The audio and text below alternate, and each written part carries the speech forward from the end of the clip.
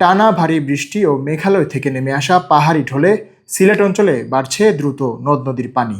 ইতিমধ্যে বেশ কয়েকটি পয়েন্টে পানি বিপদসীমা অতিক্রম করেছে।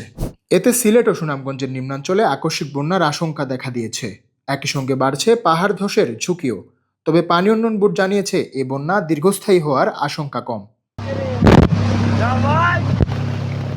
ভারতের মেঘালয়ে ভারী বৃষ্টির কারণে সিলেটে নেমে আসছে পাহাড়ি ঢল। আগামী ৩-৪ দিন মেঘালয়ে অতি ভারী বৃষ্টির পূর্বাভাস থাকায় সীমান্ত এলাকার নদ নদীর পানি আরও বাড়ার আশঙ্কা রয়েছে।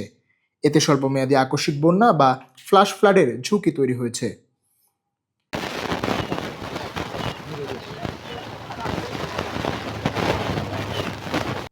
সুনামগঞ্জে গত ২৪ ঘন্টায় এ বছরের সর্বোচ্চ ২৬৫ মিলিমিটার বৃষ্টিপাত রেকর্ড করা হয়েছে।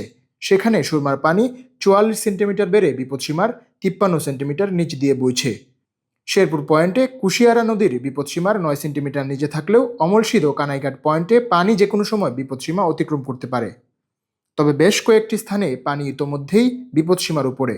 এর মধ্যে মৌলভীবাজারের মনু নদী বিপদসীমার ৫৫ সেন্টিমিটার উপরে রয়েছে।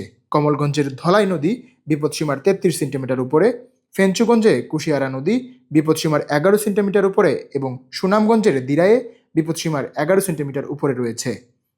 পানি উন্নয়ন বোর্ড জানিয়েছে উজানের পানি দ্রুত মেঘনা অববাহিকায় নেমে যাচ্ছে, তাই বন্যা দীর্ঘস্থায়ী হওয়ার আশঙ্কা নেই।